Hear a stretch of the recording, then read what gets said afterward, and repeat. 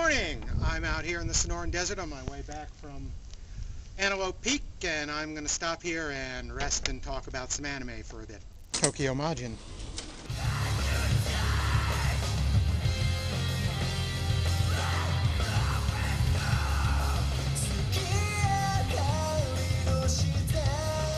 Tokyo Majin is a current supernatural high school combat anime released in North America by ADV Films. I've watched the first 2 volumes so far, and these are my early impressions. Those could be deceptive, but I'm kind of doubting it. The story is set at Megumi High School, where 5 students have been chosen, for God knows what reason, to be supernatural warriors to fight about demons as they're invading the town. That used to happen to me a lot when I was in high school. Tatsuma is the new transfer student at Megumi High. He seems to have come to this school actually expecting to have to combat demons with his martial arts skills.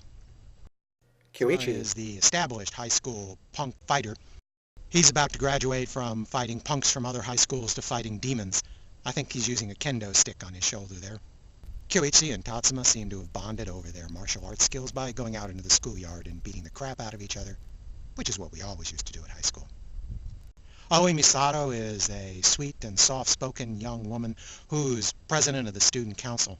She doesn't seem to have the personality to have actually gone out and campaigned for it, so I assume that got dumped on her. Komaki Sakurai is head of the girls' archery club, and of course she's carrying a bow. She and Aoi Misato seem to be good friends. Lastly, Yuya is captain of the high school wrestling team. He also seems to be sweet on Komaki. The origin of the demons these guys are supposed to deal with is a little vague, as is the means by which they were chosen. But the demons are out killing innocent people in the town, and so these guys are going to have to go out and deal with them. These 5 young heroes have the sporadic help of a slightly older young man named Kisaragi, who seems to have some idea what's going on in the demonic world. He's helping them adjust to using their powers and figuring out how to fight the demons, and looking for the origin for the infestation. So while these kids have to maintain their grades and show up in high school every day, they also have to spend their nights running around, slugging it out with demons to protect the town. And Lord knows when they sleep. Here they come to the rescue of another fellow student, Tono, who's a reporter for the school newspaper and seems really interested in tracking down the nocturnal activities of these 5 students. She's about to learn more than she had in mind.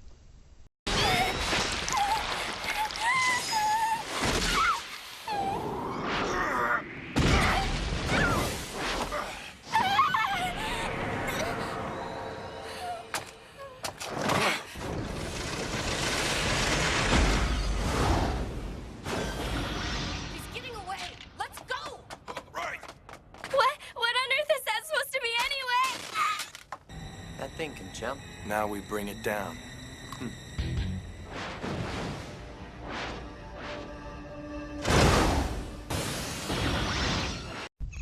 What I assume is an attempt to distinguish this from all the other high school demonic combat Sentai series out there, this series is told with an almost incoherent storytelling technique. The first episode is actually out of time sequence. It takes place 2 weeks before the actual start of the story, which we get back to in episode 2. It's, I assume, intended to whet our appetite with some hot demon combat action. But even in this context, it's a strange storytelling technique because it flops around between following half a dozen storylines at once. There's the action at the high school, a flashback to when somebody was born. We'll figure out who that is later. We're following one of the demon's victims-to-be, an old Taoist gangster who lives over a ramen shop, a police investigation into the killings of the demons, the activities of the kids in high school, and, oh yes, their demon-fighting activities, all jumping around haphazardly to give us a total sense of non-continuity in the storytelling. I suppose I'm just supposed to like this series for the combat, and as an aside, I didn't really care for the music soundtrack of this either. It's just not my style, I guess.